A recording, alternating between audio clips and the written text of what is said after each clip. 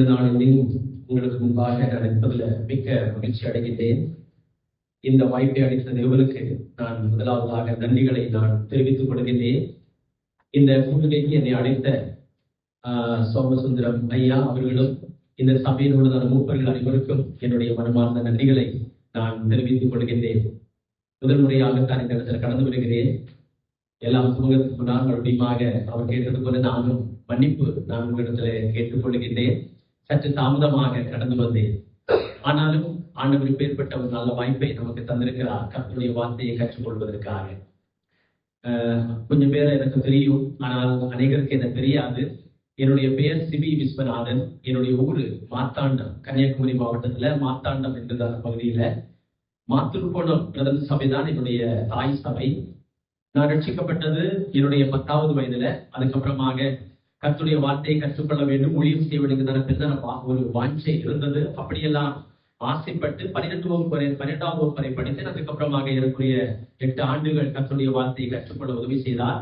2010வது ஆண்டு என்னுடைய கல்லூரி, அதாவது வேதாகம கல்லூரி படிப்பை முடித்ததுக்கு அப்புறமாக எனக்குரிய 13 ஆண்டுகள் திருச்சூர் என்கிறதான இடத்துல, கேரளாவில் திருச்சூர் என்கிறதான இடத்துல கர்த்தருடைய ஊழியத்தை செய்தேன். அந்த இடத்துல உள்ளதான வேதாகம கல்லூரியில கர்த்தருடைய வார்த்தை கற்றுக் கொடுத்தேன். அங்கிருந்து இப்பொழுது எனக்குரிய 2.5 ஆண்டுகள் இப்பொழுது பத்தத்திட்டா என்கிறதான இடத்துல உள்ளதான வேதாகம கல்லூரியில கர்த்தருடைய வார்த்தையை கற்றுக் கொடுத்து கொண்டு வருகிறேன். அதே போல சாந்துகாவு பிரதம அசெம்பிளியில கர்த்தருடைய ஊழியத்தை செய்து வருகிறேன். தொடர்ந்து எங்களுக்காக ஜெபம் செய்து கொள்ளுங்கள். நான் இனி அதிகமாக என்னை குறித்து நான் சொல்லாமல் கர்த்தருடைய வேதத்துக்கு நேராக கடந்து செல்லலாம். ஏனென்றால் ஏற்கனவே நாம் செய்தோம், தாமதமாக துவங்கி இருக்கிறோம். நாம் எங்க இருந்தாலும், நாம் இதுவரை பார்க்காமல் இருந்தாலும் கர்த்தருடைய பிள்ளைகள், கர்த்தருடைய இரத்தத்தினால் மீட்கப்பட்டதான நாம் அனைவரும் ஒரு தகப்பனுடைய பிள்ளை. எவ்வளவு பெரிய பாக்கியம், அப்படித்தானே?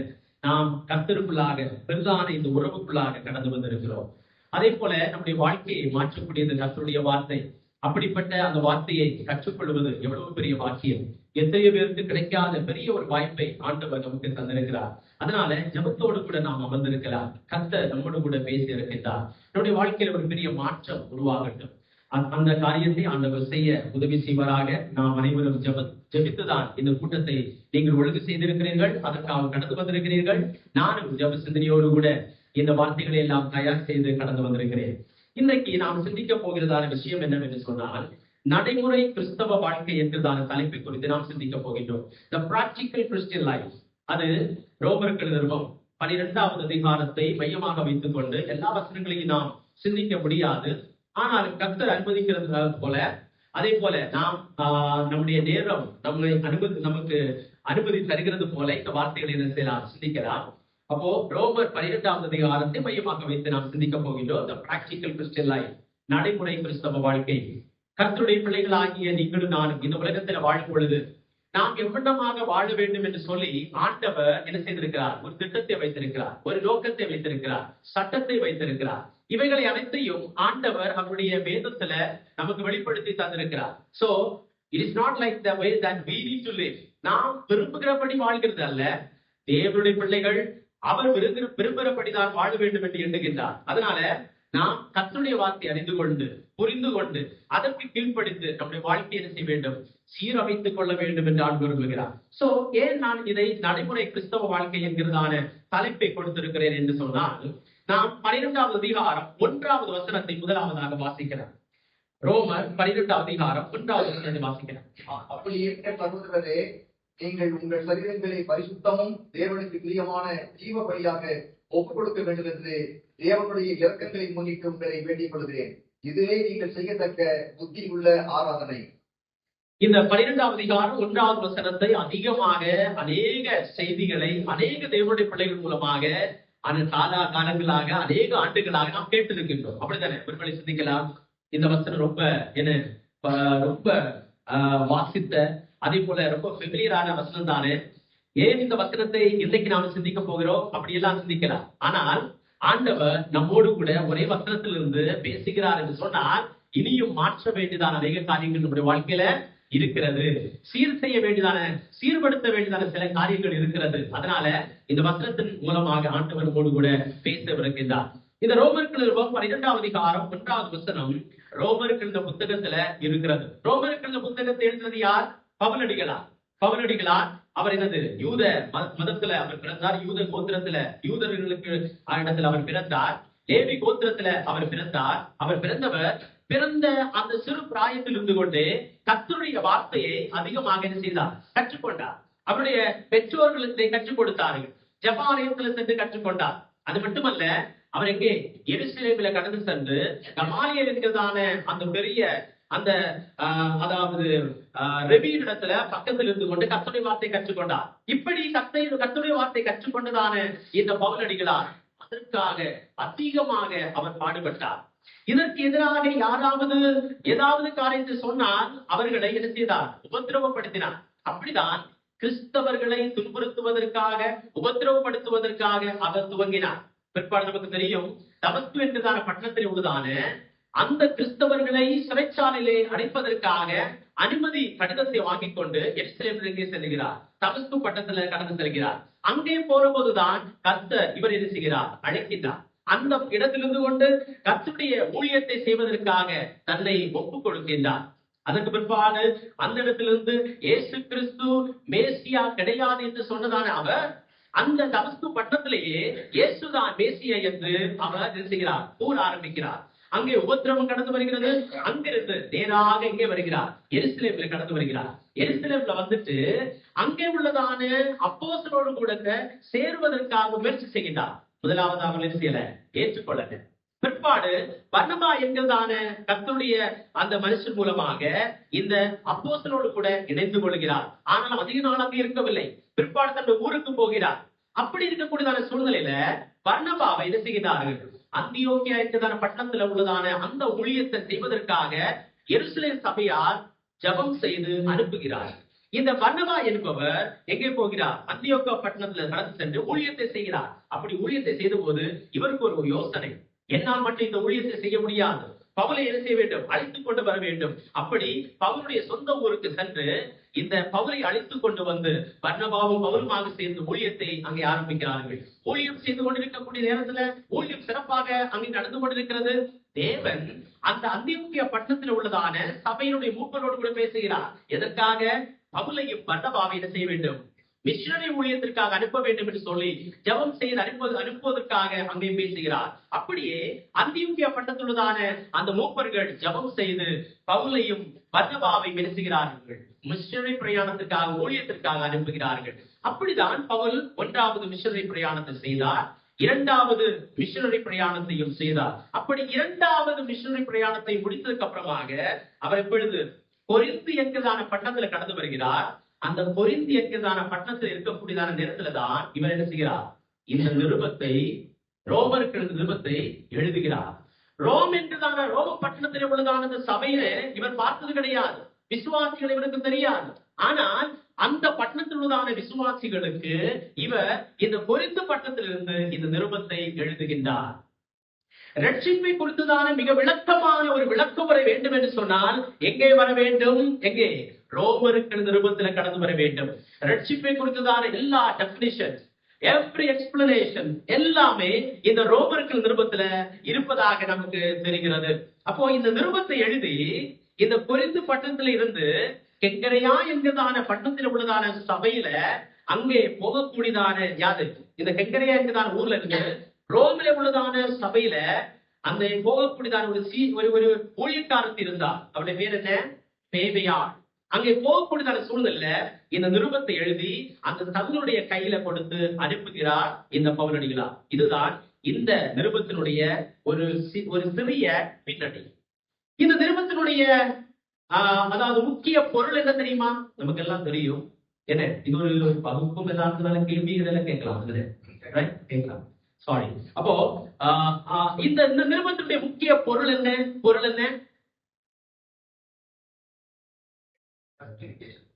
Justification by faith.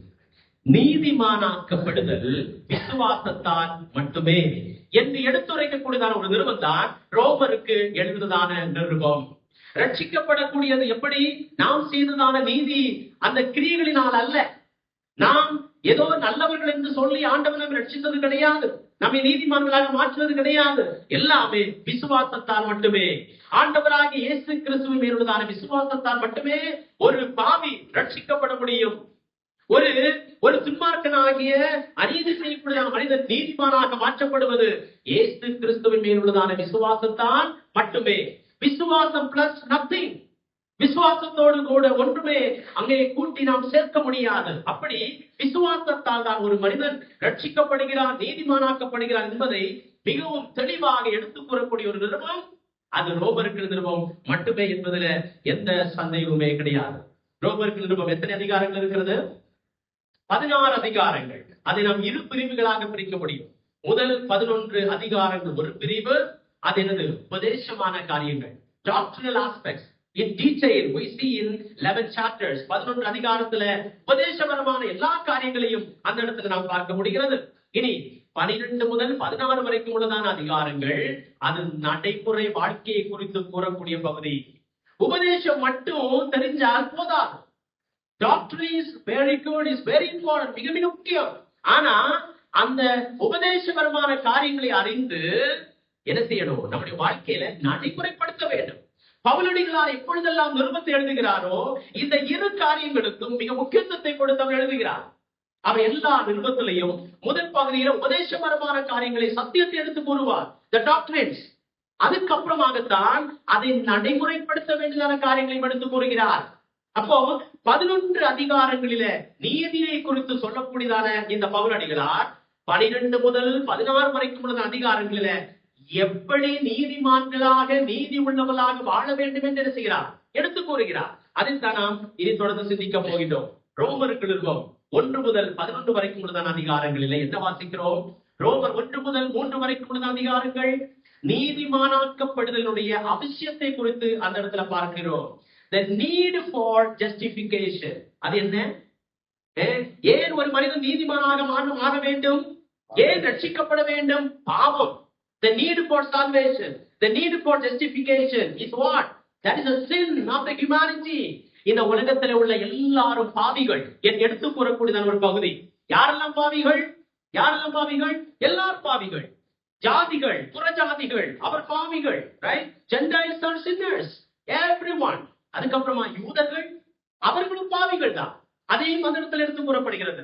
அப்படி 1, 2, 3 அதிகாரங்களில இதை குறித்து விளக்கமாக சொல்லி இந்த கிளைமேக்ஸ் chapter 3 verse 23, மூன்றாவது அதிகாரம் 23, அது என்ன கன்க்ளூஷன்? முடிவரை எல்லாரும் பாவம் செய்து தேவ மகிமை அற்றவர்கள் ஆனோம் என்று அங்கே சொல்லுகிறது. அப்படின்னா நீதிமானாக்கப்பட வேண்டியதான அவசியம் என்ன?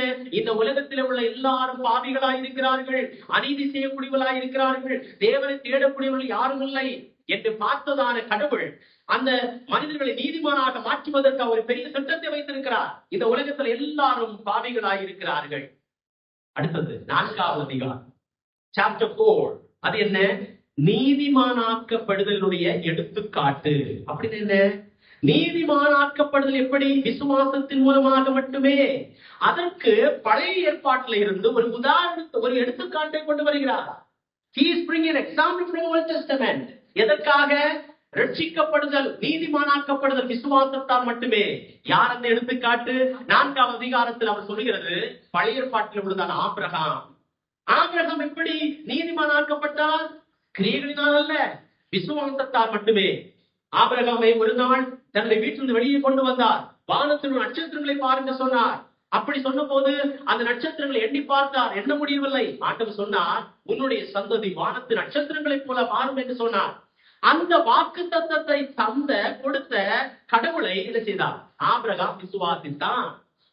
ஆதியாகமம் 15வது அதிகாரம் 6வது வசனம், அந்த விசுவாசம் அவனுக்கு நீதியாக எண்ணப்பட்டது. அப்படி விசுவாசத்தினால் ஆபிரகாம் நீதிமானாக மாற்றப்பட்டான். கிரியைகளினால் அல்ல, தன்னுடைய குமாரனை பலி செலுத்தினால் அல்ல, விருத்த சேதனத்தினால் அல்ல, விசுவாசத்தால் மட்டுமே. அதை குறித்துதான் 4வது அதிகாரம். அப்போ விசுவாசத்தினால் நீதிமானாக ஒரு மனிதன் மாற்றப்படுகிறான். எடுத்து பாருங்கள், பழைய ஏற்பாட்டுல யார் எடுத்துக்காட்டு? ஆபிரகாம் என்று 4வது அதிகாரத்துல சொல்றார். இனி 5வது அதிகாரம் என்ன? நீதிமானாக்கப்படுதலுடைய பலன்கள், the consequences of justification. அப்படி என்ன? அந்த இடத்துல அநேக பலன்களை குறித்து சொல்லப்பட்டிருக்கிறது, ஆசீர்வாதங்கள். நீங்கள் நான் ரட்சிக்கப்பட்டதனால் தேவனோடு கூட நமக்கு சமாதானம் கிடைத்திருக்கிறது. முன்னால் நாம் யாரு? சத்துருக்கள். இப்பொழுது ஒன்றாக அவரோடு கூட பேச, நெருங்க அந்த வாய்ப்பு கிடைத்திருக்கிறது. கிருபையில நம்ம பிரவேசித்திருக்கின்றோம். அதுபோல பரிசுத்த ஆவியானவரை நமக்கு கொடுத்திருக்கிறார். ஒப்புரவாக்கப்பட்டிருக்கின்றோம். சந்தோஷத்தை நமக்கு தந்திருக்கிறார். எவ்வளவு பெரிய வாக்கியங்கள்! அப்படிப்பட்ட பலன்களை எடுத்து காண்பிக்கக்கூடிய அதிகாரம் தான் 5வது அதிகாரம், நீதிமானாக்கப்படுதலுடைய பலன்கள். நம்முடைய ரட்சிப்புக்கு 3 பகுதிகள் இருக்கிறது. 3 aspects, 3 aspects of salvation. 3 நிலைகள். அது என்ன? கடந்த காலம், நிகழ்காலம், எதிர்காலம். ரட்சிக்கப்பட்டோம், ரட்சிக்கப்பட்டு கொண்டிருக்கின்றோம், ரட்சிக்கப்பட போகின்றோம். ரட்சிக்கப்பட்டோம், அதுதான் நீதிமானாக்கப்படுதல், ஜஸ்டிபிகேஷன். அதை குறித்து தான் 5 அதிகாரத்துல சொல்லிட்டு 6, 7 அதிகாரத்துல அவர் சொல்லக்கூடியது அடுத்த ஒரு நிலை. அது என்ன? பரிசுத்தமாக்கப்படுதல், சாங்டிபிகேஷன். ரட்சிக்கப்பட்டு கொண்டே இருக்கின்றோம். ரட்சிக்கப்பட்டோம் எதிலிருந்து? நித்தியமான நரகத்திலிருந்து, பாவத்தினுடைய தண்டனையிலிருந்து நீங்கள் நாம் ரட்சிக்கப்பட்டிருக்கின்றோம். நாம் ஒன்றும் அதற்காக செய்வது கிடையாது. தேவனுடைய நீதி இலவசமாக அவரை நம்பினதுனால நமக்கு கணக்கிடப்பட்டிருக்கிறது. பிரியமானவர்களே, நம்முடைய நீதிகளினால் அல்ல, கிறிஸ்துவனுடைய நீதி நிமித்தமாக நாம் நீதிமான்களாக மாற்றப்பட்டிருக்கின்றோம். பிதாவானவர் கிறிஸ்து மூலமாக நாம் பார்க்கக்கூடிய நேரத்துல நாம் யார்? நீதிமான்கள். இனி ஒரு காலம் அந்த தண்டனை அனுபவிக்க மாட்டோம், நரகத்துல போக மாட்டோம். ஆனா இந்த உலகத்துல வாழும் பொழுது எப்படி வாழணும்? பரிசுத்தவான்களாக வாழணும். We should be living a sanctified Christian life. அதை குறித்து தான் 6, 7 அதிகாரத்துல சொல்லப்பட்டிருக்கிறது. பிற்பாடு நாம் அதை குறித்து சிந்திக்கலாம். இனி அடுத்தது எதிர்காலம். 8வது அதிகாரம், மகிமைப்படுத்தப்படுதல், the glorification. இது 3வது நிலை. எப்படி? The third aspect of salvation, the glorification. That is the goal of our salvation. நம்முடைய ரட்சிப்பினுடைய குறிக்கோள், லட்சியம் என்ன தெரியுமா? மகிமைப்படுத்தப்படுதல். ஜெபத்தில் கூட நாம் நினைவு கூர்ந்தோம். எப்படி? கிறிஸ்துவை போல நாம் என்ன செய்யணும்? மாறணும். ஒரு நாள் மாறப்பட போகின்றோம். நாம் கிறிஸ்துவை போல ஆக போகின்றோம். We will be like Christ. That is the glorification. அதுதான் 8வது அதிகாரத்தில் நாம் வாசிக்கின்றோம். எல்லாம் பெருமூச்சு விட்டு இந்த மகிமைப்படுத்தப்படுதலுக்காக ஏங்கி தவித்துக் கொண்டிருக்கிறது. Waiting, everything is waiting. We are also waiting. That is the eternal plan of God. கடவுளுடைய மிகப்பெரிய நித்திய ஒரு திட்டம். நீங்கள் நானும் கடவுளை கிறிஸ்துவை போல மாற வேண்டும், கிறிஸ்துவை போல மாற வேண்டும். அதை குறித்து நாம் பிற்பாடு சிந்திக்கலாம். அதுதான் 8வது அதிகாரம். இனி 9, 10, 11 அதிகாரங்கள். 9, 10, 11 அதிகாரங்கள். அங்க என்ன வாசிக்கிறோம்? அந்த 3 அதிகாரங்களில இஸ்ரவேல் என்கிறதான ஒரு தேசத்தை குறித்து, ஜனத்தை குறித்து ஆண்டவர் கூறுகிறார். இஸ்ரவேலை குறித்து. அது எப்படி? அவர்களுடைய கடந்த காலம், நிகழ்காலம், எதிர்காலம். 9வது அதிகாரத்துல இறந்த கால இஸ்ரவேல், இஸ்ரவேல் ஜனத்தினுடைய இறந்த காலம், the past history of Israel. கடவுள் அவர்களை தெரிந்து கொண்டார். கடவுள் அவர்களை தெரிந்து கொண்டார். அவர்களுடைய அதாவது ஆவிக்குரிய நிலையை பார்த்து அல்ல, கடவுளுடைய விருப்பப்படி தேவன் நினைத்தார். இஸ்ரவேல் ஜனங்களை தெரிந்து கொண்டார். 10வது அதிகாரம் நிகழ்கால இஸ்ரவேல். இப்போ அவருடைய நிலைமை என்ன? சற்று ஆண்டவர் அவர்களை ஒதுக்கி வைத்திருக்கிறார், மாற்றி வைத்திருக்கிறார். அவ்வளவுதான். ஏன்? அவிசுவாசம் காரணமாக ஆண்டவர் கொஞ்சம் அப்புறப்படுத்தி வைத்திருக்கிறார். இப்பொழுது ஆண்டவர் சபையோடு கூட இணைந்து அவர் இடைப்பட்டுக் கொண்டிருக்கின்றார். இஸ்ரவேல் ஜனத்தோடு கூட அல்ல, இஸ்ரவேல் ஜனங்கள் அங்க இருக்கிறார்கள். அந்த நேரத்துல பவுலுக்கு ஒரு ஆசை, அவங்க என்னுடைய உறவினர்கள், அவர்கள் ரட்சிக்கப்பட வேண்டும், அவர்கள் இந்த சபையில கடந்து வர வேண்டும். சபை என்பது என்ன? புறஜாதியர்களிருந்து ரட்சிக்கப்பட்டு வரக்கூடிய கூட்டமும், இஸ்ரவேல் ஜனத்திலிருந்து ரட்சிக்கப்பட வரக்கூடிய கூட்டமும் ஒன்றாக இணைந்து தேவனை மகிமைப்படுத்தி ஆராதிக்கக்கூடிய இடம் சபை. அந்த சபையினுடைய அங்கத்தினராகிய பவுல் சொல்கிறார், என்னுடைய உறவினர்கள் அவர்கள் இப்பொழுது என்ன? தற்காலிகமாக அவிசுவாச நிமித்தமாக மாற்றப்பட்டிருக்கிறார்கள், அவர்கள் ரட்சிக்கப்பட வேண்டும். ஜெபம் செய்கின்றார். இனி ஆண்டவர் அவர்களை நிரந்தரமாக தள்ளி வைத்திருக்கிறாரா? இல்லை. அதுதான் 11வது அதிகாரம். என்ன? எதிர்கால இஸ்ரவேல். ஆண்டவர் ஒரு நாள் அவர்களோடு கூட அவர் ஈடுபாடு கொள்ள போகின்றார். எப்பொழுது? புறஜாதியாருடைய காலம் நிறைவேறக்கூடியதான நாள். இந்த உலகத்தில் உள்ளதான தேவன் வைத்திருக்கக்கூடியதான திட்டம், அந்த எண், அந்த கடைசி நபர், கடைசி கல், புறஜாதியர் ரட்சிக்கப்பட்டு வரக்கூடிய அந்த நேரத்துல இயேசு கிறிஸ்து வருவார். சபை எடுத்துக் கொள்ளப்படும். அப்பொழுது அந்த இடத்துல வாசிக்கிறோம், எல்லா இஸ்ரவேலர்களும் ரட்சிக்கப்பட போகிறார்கள். அதுதான் எதிர்கால இஸ்ரவேல். எவ்வளவு பெரிய திட்டம்! எதிர்காலத்துல, அதாவது கடந்த காலம், நிகழ்காலம், எதிர்காலத்துல சபை, இஸ்ரவேல் ஜனங்கள் எல்லாருக்குமாக வைத்திருக்கக்கூடிய ஒரு பெரிய ரட்சிப்பின் திட்டம் 11 அதிகாரங்களில மிக தெளிவாக பரிசுத்த ஆவியானவர் அவரடிகளார் கூடாக, அவருக்குள்ளாக நமக்கு எல்லாம் கொடுத்திருக்கிறார்கள் வார்த்தைகளை. இது புரிந்து கொள்ள முடிகிறதா? இதை நினைக்கும் பொழுது, இதை படிக்கக்கூடிய நேரத்துல, கற்றுக்கொள்ளக்கூடிய நேரத்துல கடவுளுக்கு நன்றி சொல்ல வேண்டும், அவரை மகிமைப்படுத்த வேண்டும். அந்த காரியத்தை தான் யார் செய்கிறது? பவுலடிகளார் செய்கிறார். எங்கே வாசிக்கிறோம்? 11ஆம் அதிகாரம் 33 முதல் 36 வரைக்குள்ள வசனங்கள் வாசியுங்கள். ரோமர் 11 33 முதல் 36 வரைக்குள்ள வசனங்கள் என்ன வாசிக்கிறோம்?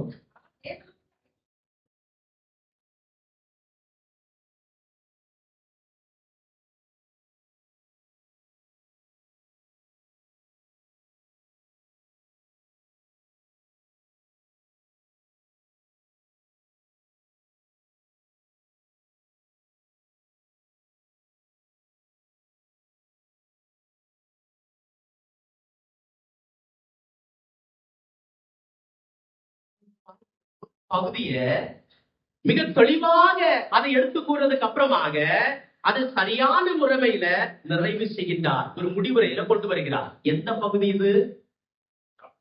டாக்டரின்ஸ். எந்த பகுதி இது?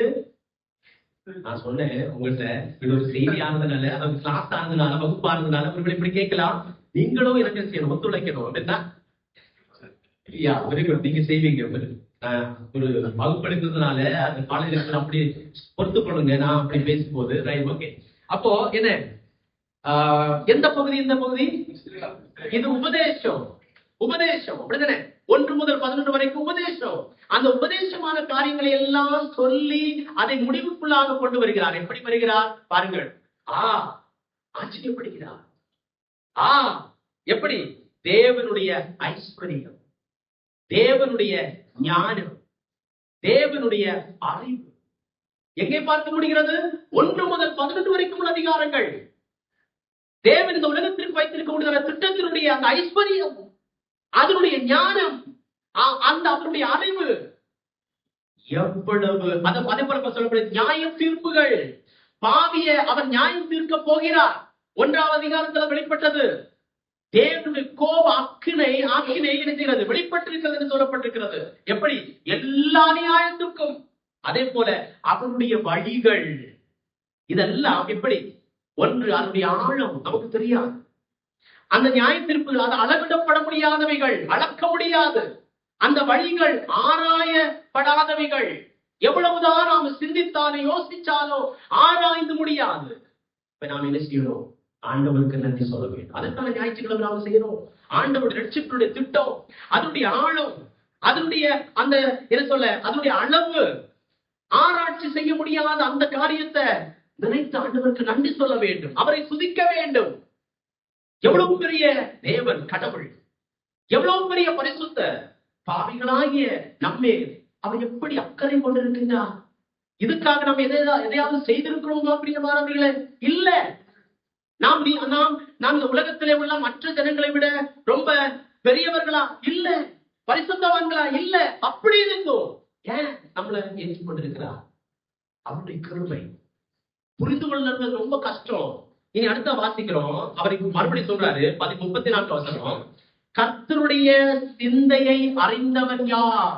அவருடைய சிந்தை நமக்கு தெரியாது. இனி அவருக்கு ஆலோசனை கொடுத்தது யாரு? வேற யாரும் இல்ல, அவராகவே இதை என்ன செய்தார்? அங்கே வடிவமைத்திருக்கிறார், பிளான் பண்ணி இருக்கிறார். இனி 35 வசனம் அநேகருக்கு நம்ம தவறா ஒருவேளை புரிந்திருக்கக்கூடிய ஒரு வசனம். என்ன வசனம்? தனக்கு பதில் கிடைக்கும்படிக்கு முந்தி அவருக்கு ஒன்றை கொடுத்தவன் யார்? அப்படின்னு என்ன? அப்படி என்ன? இம்பாசிபிள். Okay, very good. நீங்க யோசிங்க, நீங்களும் சிந்திக்கலாம். அதாவது அந்த வசனத்துடைய பொருள் என்ன? தனக்கு பதில் கிடைக்கும்படிக்கு முந்திரி அவருக்கு ஒன்றை கொடுத்தவன் யார்? அப்படிதான் நம்ம சிந்திக்கிறோம். ஆமா, அப்படிதான் நார்மல், அப்படிதான் சிந்திக்கிறோம். அப்படிதானே? இதோட அர்த்தம் என்னன்னா, ஆண்டவர் யாருக்கும் கணக்கு கொடுக்க அவசியம் இல்லை. அதுதான் சுருக்கமா சொல்றேன். எப்படின்னா, இதுல என்ன சொல்லணும்னா, ஒரு ஆளை கூப்பிட்டு, ஏய் நீ இந்த வேலை நீ செய்யணும், அதுக்கப்புறமா மறுபடியும் அந்த நபரை கூப்பிட்டு இந்த வேலையை செஞ்சாயா என்று யாரும் ஆண்டவரிடத்துல கேட்க முடியாது.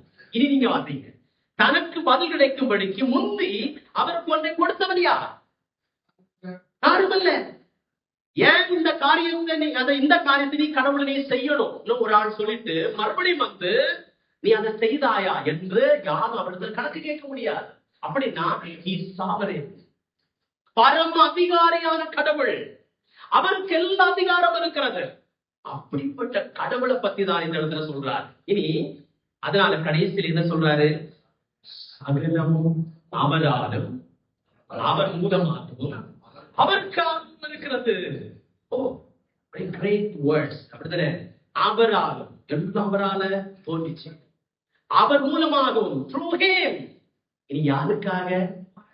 அவருக்காகத்தான். நீங்களும் நான் இந்த உலகத்தில் இருப்பது அவருக்காக, நமக்காக அல்ல, அவருக்காக. சோ என்ன செய்யணும்?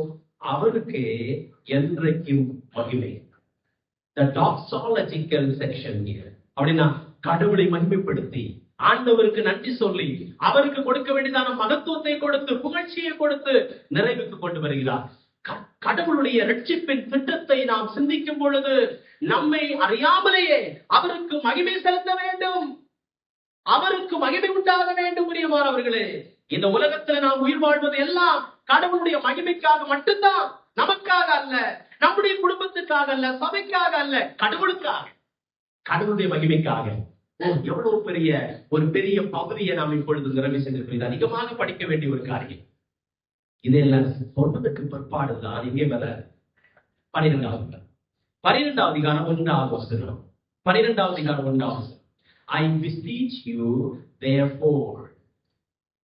அப்படி இருக்க, இந்த வசனம் துவங்குறது எப்படி? அப்படி இருக்க, therefore. அப்போ உபதேசபரமான காரியங்களை எல்லாம் சொல்லிட்டு நம்மை ஆச்சரியப்பட வைத்துட்டு கடவுளுக்கு நன்றி சொல்றதுக்கு பிற்பாடுதான் இந்த போக்கஸ நம்முடைய நடைமுறை வாழ்க்கையை கொண்டு வருகிறார். அப்படி இருக்க, அப்படி இருக்க வரும் பொழுது therefore என்கிற வார்த்தை வரும்போது நாம் கேட்க வேண்டிய வார்த்தை என்ன? therefore. அப்படி இருக்க என்று சொல்லும் பொழுது எப்படி இருக்க? ஒன்றுக்கும் உதவாதவர்களாக, பாவிகளாக இருந்ததான நம்மை கடவுள் விசுவாசத்தின் மூலமாக, தன்னுடைய குமாரன் மூலமாக நீதிமான்களாக மாற்றியிருக்க. நிறைய காரியங்கள் இருக்கு, அதை அப்படியே நாம் அடிக்கிட்டே போலாம். அப்படி இருக்க இனி நாம் ஒரு சில காரியத்தை செய்யணும். அதுதான் நடைமுறை கிறிஸ்தவ வாழ்க்கை. பிரியமானவர்களே, இன்னைக்கு நிறைய காரியங்கள் நமக்கு தெரியும், அநேக காரியங்கள் நமக்கு தெரியும். We know all of things. நம்முடைய தலை ரொம்ப பெருசு, நம்முடைய உடம்பு ரொம்ப சிறுசு. அப்படின்னு என்ன நடக்கும்? ஏன் இந்த இரு சக்கர வாகனத்துல போகும்போது என்ன செய்யணும்? தலைக்கவசம் போடணும், ஹெல்மெட் போடணும் சொல்றாங்க தெரியுமா? இல்ல நடந்து போகும்போது திடீர்னு நம்ம விழுந்தா உடம்பினுடைய எந்த பகுதி நிலத்தை முதலாவதாக ஹிட் பண்ணும்? தலைதான். ஏன்? தலை ரொம்ப தலக்கம் அதிகம்.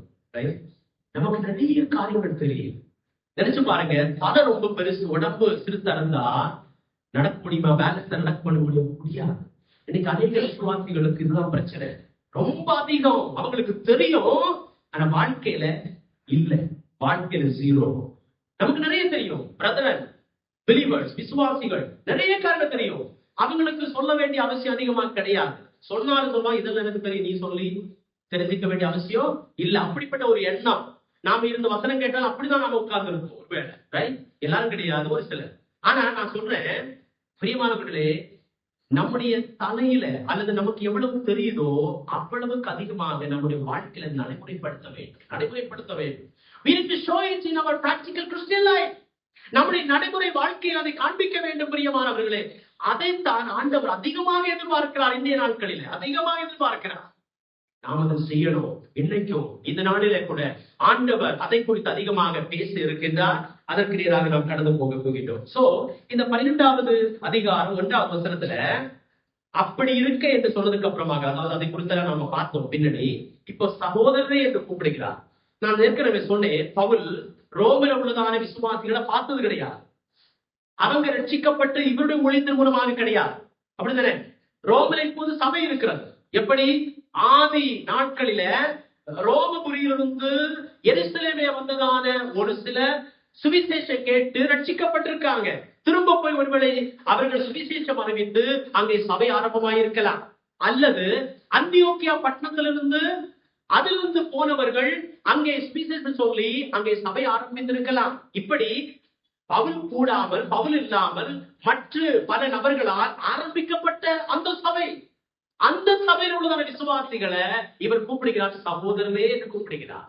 பிரியமானவர்களே, நானும் சொன்னேன், நீங்களும் நான் நிறைய பேர் பார்த்தது கிடையாது.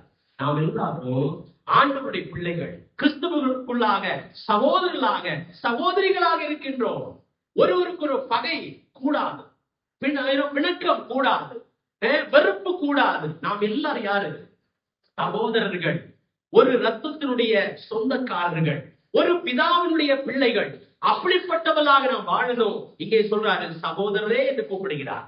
கர்த்தருக்குள்ளாக சொல்லக்கூடிய எல்லா அறிவுரைகளும் நாம் என்ன செய்ய வேண்டும்? இருதயத்துக்குள்ளாக ஏற்றுக்கொள்ள வேண்டும். பிரியமானவர்களே, நாம் சபையில் எதற்காக வர்றோம்?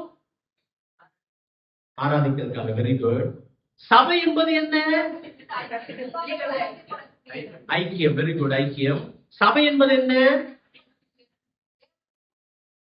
Very good. நீங்க நிறைய சொல்லுங்க, உங்களுக்கு நிறைய காரியங்கள் தெரியுது.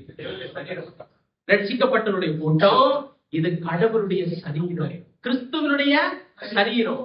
விசுவாசிகளாகிய நாம் அந்த சரீரத்தினுடைய அவயவங்கள். சபையில நான் எதுக்காக வர்றேன்? எதுக்காக வர்றேன்? உங்களை ஊக்கப்படுத்துவதற்காக, உங்களை ஆவிக்குரிய வாழ்க்கையில வளர வைப்பதற்காக. நீங்க எதுக்காக வர்றீங்க? என்ன ஆவிக்குரிய வாழ்க்கையில வளர வைப்பதற்காக. சபையில உள்ளதா, ஒரு சரீரத்தில் உள்ளதான அவயவங்கள், ஒரு அவயவம் இன்னொரு அவயவத்தை தாங்க வேண்டும், ஊக்கப்படுத்த வேண்டும். அப்படித்தானே? அதுதான் நடக்க வேண்டும். சபையில நான் செய்யக்கூடிய ஊழியம் எனக்காக அல்ல, அது இன்னொரு சகோதரனுக்காக, இன்னொரு சகோதரிக்காக. இப்படிதான் ஆண்டவர் இந்த சபையை அமைத்திருக்கிறார். நான் வளர வேண்டுமானால் நீங்கள் வேண்டும், நீங்கள் வளர வேண்டுமானால் நான் வேண்டும். ஒருவருக்கு ஒருவர் தேவை. பிரியமானவர்களே, அதுதான் சகோதரர்கள். எவ்வளவு பெரிய உறவு, எவ்வளவு பெரிய ஐக்கியம், எவ்வளவு பெரிய வாழ்வு, ஒரு குடும்பமாக வாழக்கூடியதான இந்த வாழ். இனி அந்த வசனத்துல பவுல் அடிகளார் ஒரு வேண்டுகோளை வைக்கிறார், ஒரு ரிக்வெஸ்ட். பாருங்கள், பவுலுடைய வேண்டுகோள். அங்க இப்படியா வாசிக்கிறோம், அப்படி இருக்க சகோதரரே நீங்கள் என்று சொல்லி அநேக காரியங்களை சொல்லிட்டு சொல்றாரு, உங்களை என்ன செய்கிறேன்? வேண்டிக் கொள்கிறேன், உங்களை வேண்டிக் கொள்கிறேன். ஆங்கிலத்துல இந்த வேண்டுதல் என்று சொல்லுகிறத கொஞ்சம் கொஞ்சம் ஆழமாக, அதாவது ரொம்ப கடினமான ஒரு வார்த்தையை பயன்படுத்துறாரு. என்ன வார்த்தை தெரியுமா? ஐ beseech you. அப்படிதான் என்ன?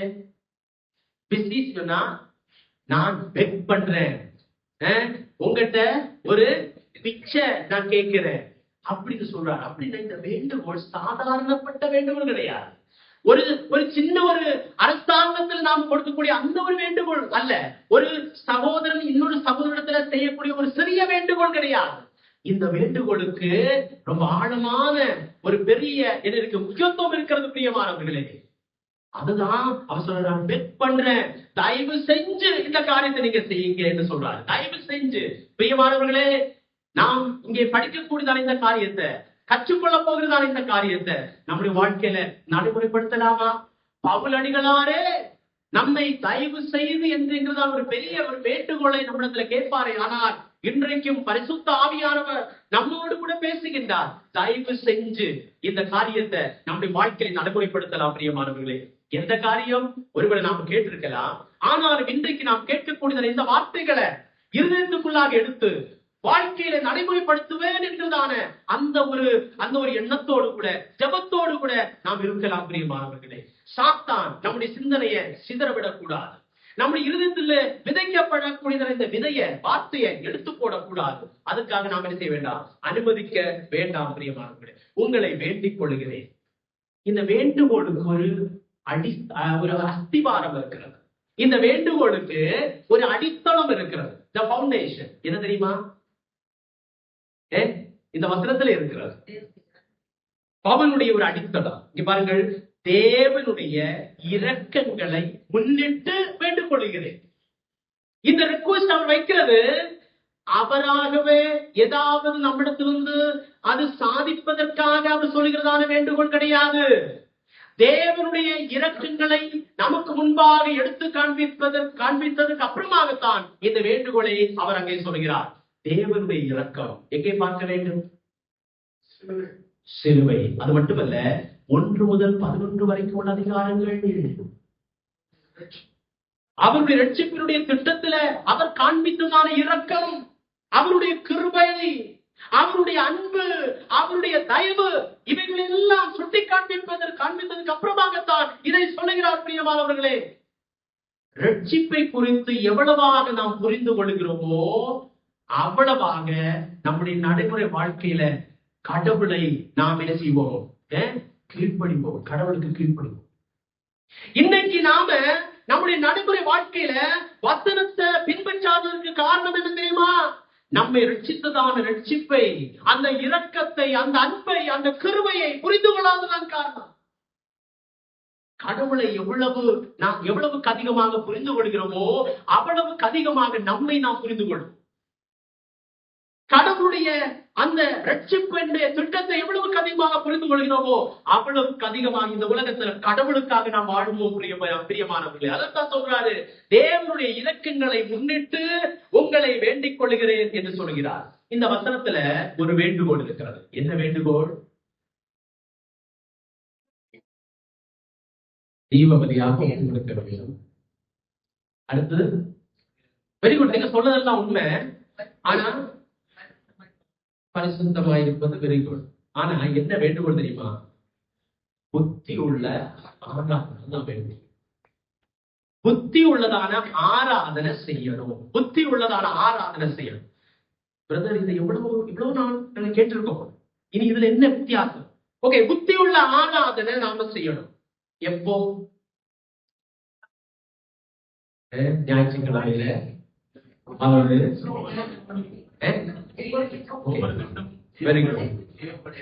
Very good. எல்லாரும் நினைக்கிறது ஞாயிற்றுக்கிழமை வந்து அப்பத்தை எடுத்து விட்டுட்டு அதுபோல திராட்சரசம் குடிச்சிட்டு ஆமைன்னு சொல்லுறப்போ இருந்தது ஓடி போடுறது.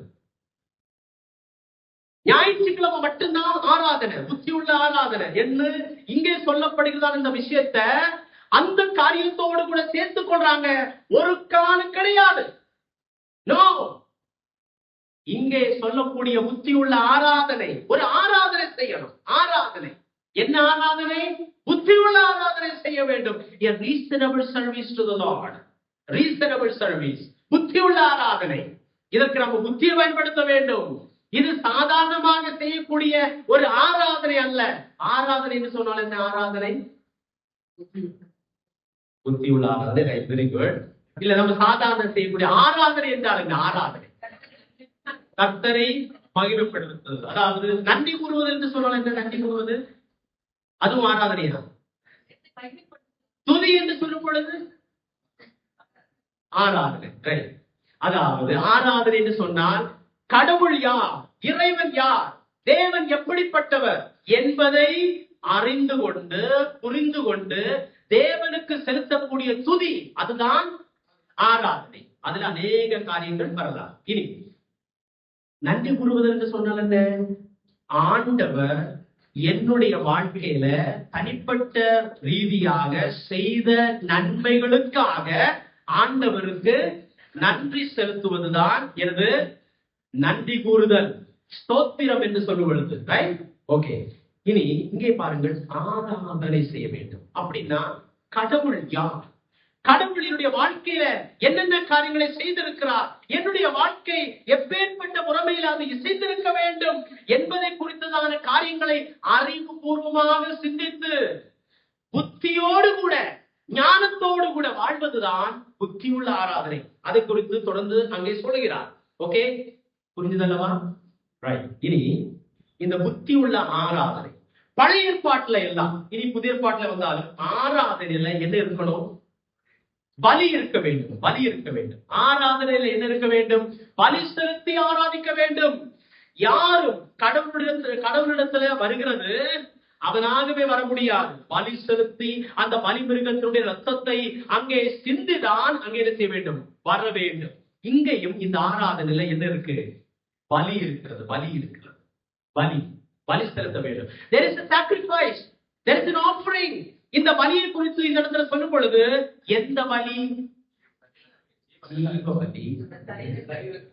ஓகே, இந்த இடத்துல சொல்லப்படுகிறது எந்த பலி? சரீரங்களை தேவனுக்கு ஒப்பு கொடுப்பதுதான் பலி. சரீரத்தை தேவனுக்கு ஒப்பு கொடுப்பது பலி. அப்படி ஒப்பு கொடுக்கும் பொழுது நாம் ஆராதனை செய்கின்றோம். எப்படிப்பட்ட ஆராதனை?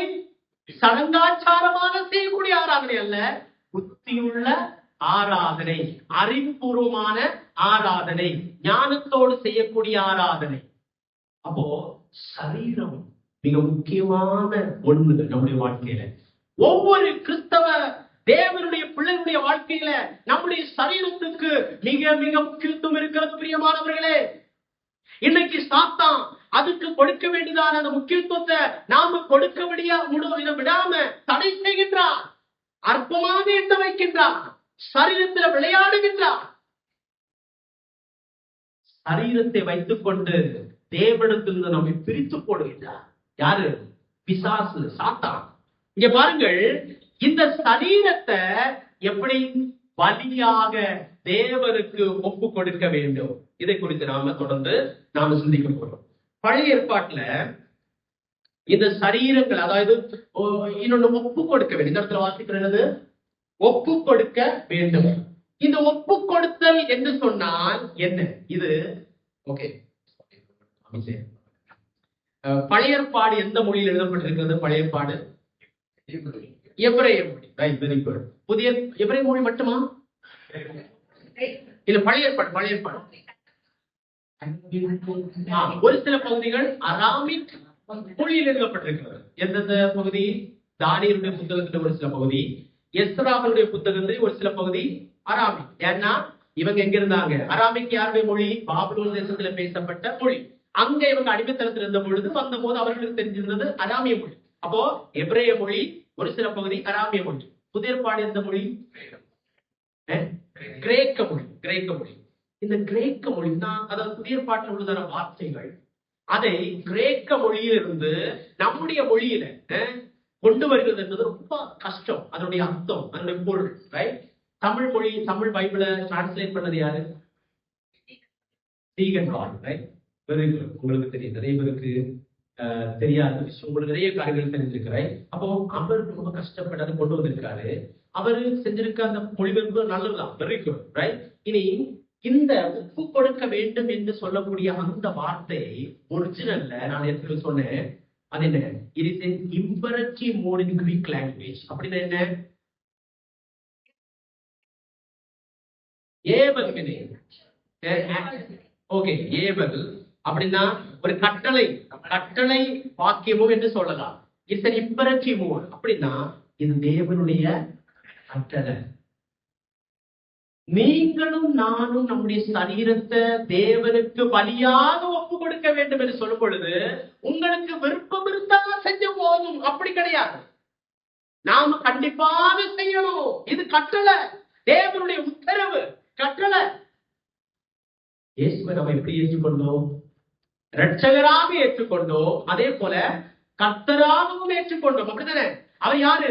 கர்த்தத்துவம் செய்யக்கூடியவர், ஆளுகை செய்யக்கூடியவர். அவர் சொல்லக்கூடிய கட்டளைகளை, எஜமானாகி அவர் சொல்லக்கூடிய கட்டளைகளை அடிமையாகிய நான் அதை கீழ்ப்படிவேன் என்று சொல்லிதான் அவர் ஏற்றுக்கொண்டோம்.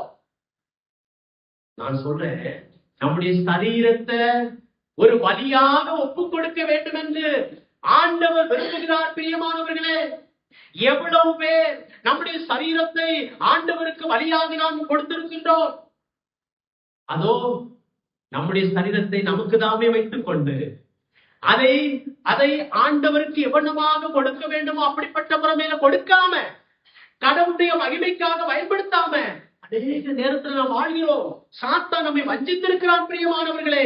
அதனால ரொம்ப கவனமாக கவனிக்க வேண்டும். இந்த நிருபத்தை எழுதக்கூடிய நேரத்துல அந்த நாட்களில வாழ்ந்ததான அநேக வேறு விதமான உபதேசங்களை எல்லாம் அன்றைக்கு கொடுத்திருக்கிறார்கள். ஏன்னா அன்னைக்கு கிரேக்க தத்துவ சிந்தனையாளர்களுக்கு இடையில பலவிதமான ஒரு ஒரு அறிவு இருந்தது. என்ன அறிவு தெரியுமா?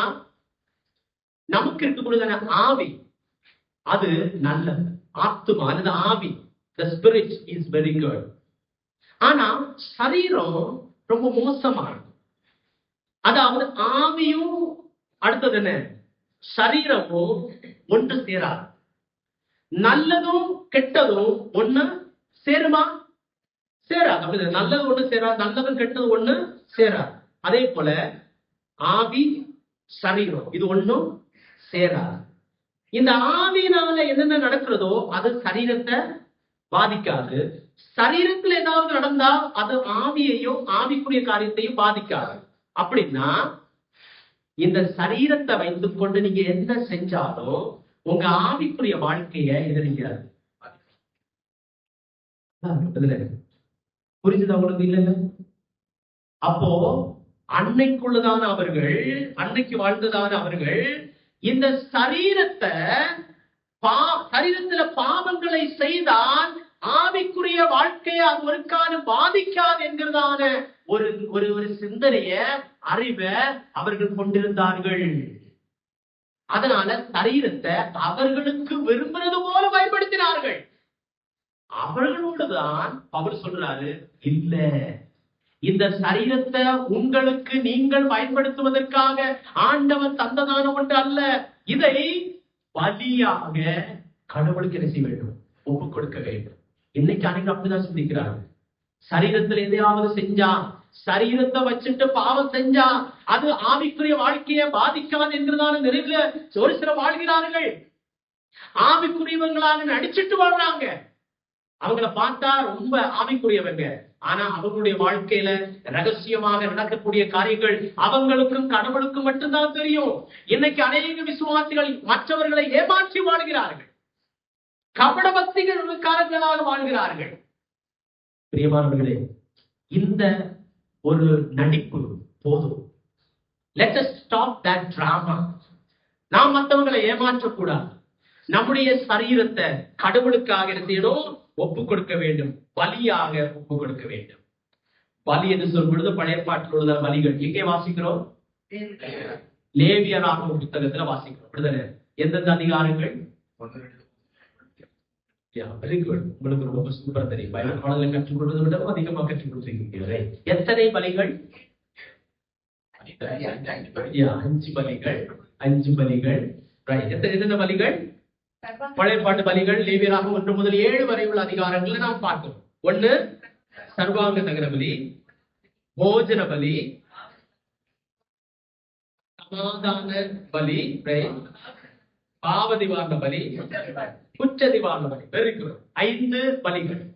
இந்த 5 பலி இதற்கு குறித்து அதிகமாக நான் இப்ப பேச விரும்பல. ஆனாலும் இதுல இந்த பலிகள் எல்லாம் ஒன்னை தவிர, எது போஜன பலியை தவிர இந்த மிருகங்கள் தேவை. அப்படித்தானே?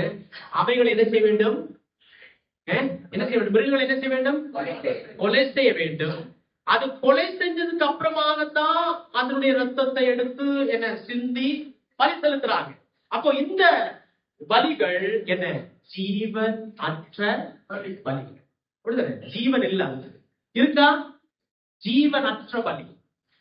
ஆனா இவ்வளவு சொல்லிட்டு அதிகமா விளக்காம புதிய பாட்டுல வர, நம்முடைய புதிய பாட்டுல கடவுளுக்கு ஆராதனை செய்யணும்னா, புத்தி உள்ள ஆராதனை செய்யணும்னா பலி செலுத்தணும். எந்த பலி? நம்முடைய சரீரத்தை ஒப்பு கொடுக்க வேண்டும். எப்படி ஒப்பு கொடுக்க வேண்டும்? இந்த இடத்துல வாசிக்கிற என்னது? ஜீவ பலியாக ஒப்பு கொடுக்க வேண்டும். அப்ப இந்த பலிக்கினுடைய தன்மை, முதலாவது தன்மை என்னவென்று சொன்னால் ஜீவ பலி, the living sacrifice. living sacrifice. பிரியமானவர்களே, நீங்கள் நானும் இந்த உலகத்துல வாழும் பொழுது நாம் வாழக்கூடியதான இந்த வாழ்க்கை, இந்த சரீரத்துல வாழும் பொழுது நம்முடைய சரீரத்தை ஜீவனுள்ள பலியாக கடவுளுக்கு ஒப்பு கொடுத்து வாழ வேண்டும். பலி நினைக்கும் போது ரத்த சாட்சியாக மரிப்பதையா சொல்றது இல்ல. ரத்த சாட்சி என்னன்னா திடீர்னு ஜஸ்ட் அவ்வளவுதான், ரைட்? ஜீவன் போகிறது அவ்வளவுதான். எது மிக சிறந்தது? ஓகே, நான் உங்களுக்கு ரத்த சாட்சியாக மரிப்பதா, ஜீவ பலியாக வாழ்வதா?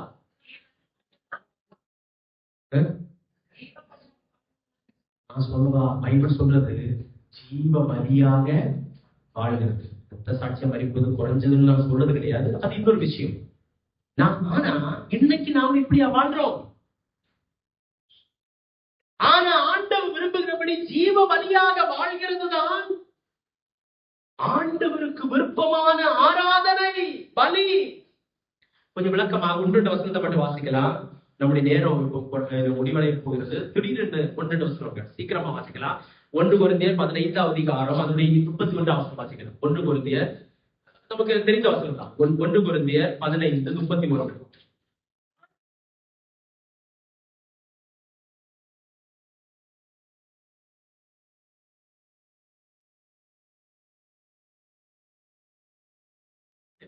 வித்தியாசமான முறையில் தான் பைபிள் சொல்றது.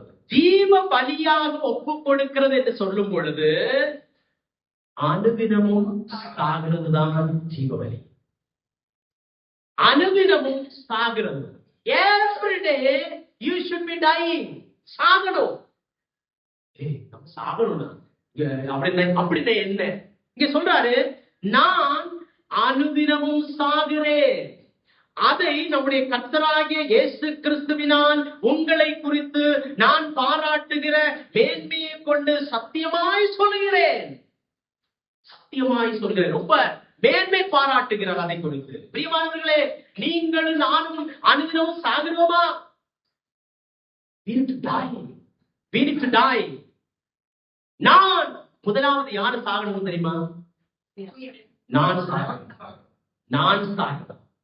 The word I should be dying every day. நான் எங்க பார்த்தாலும் நான் சொல்றது, நான் எடுக்கக்கூடிய தீர்மானம், நான் என்கிறதான the lecture that is in the midst of, in the center of sin.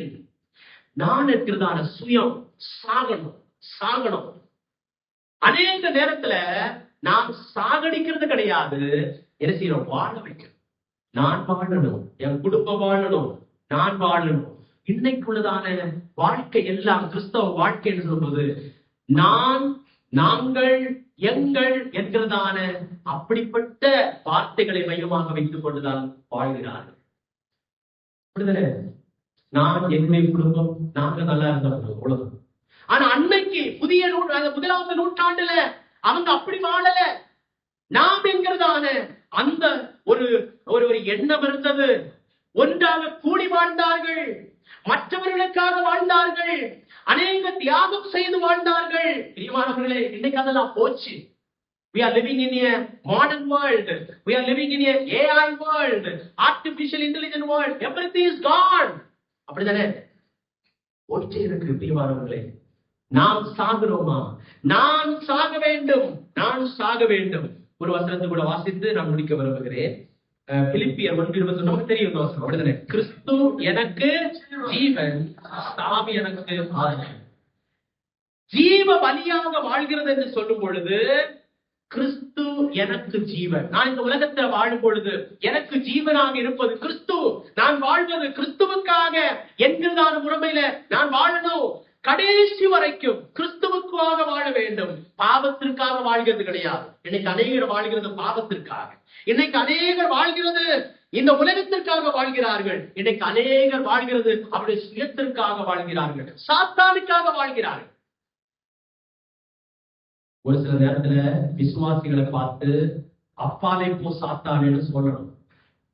ஆமா, இயேசு பேதுவே பார்த்து அப்பாலே போ சாத்தானேன்னு சொன்னாரே. ஆனால் இன்னைக்கு அநேக விசுவாசிகள் வீட்டுல, குடும்பத்துல, சபையில சாத்தான் கொண்டு வரக்கூடிய காரியங்களை சொல்லக்கூடிய அந்த நேரத்துல அவங்களை நாம கூப்பிடணும். நாளைக்கு முதல்ல அப்படி கூப்பிடாதீங்க. நான் சொன்னது அப்படிப்பட்டவங்களாக வரலாம்.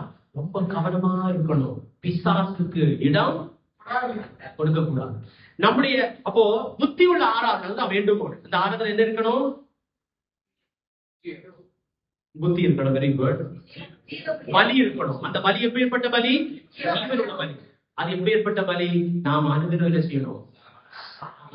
அதை குறித்து கொஞ்சம் ஒரு விளக்கமா அடுத்த நாம வேலையில அந்த செய்தி வேலையில நாம சிந்திக்கலாம். ஜெபத்தோடு கூட கடந்து வரலாம். நம்முடைய வாழ்க்கையில ஏதாவது ஒரு மாற்றம் உண்டாக வேண்டும். நடைமுறை வாழ்க்கையில் ஏதாவது ஒரு காரியத்தை நாம் செய்யணும் என்றதான அந்த ஒரு தீர்மானத்தை எடுத்து நாம் தொடர்ந்து போக அது உதவி செய்வராக இந்த வசனங்களால் கர்த்தரை நாம் பயன்படுவதாக. ஆமென்.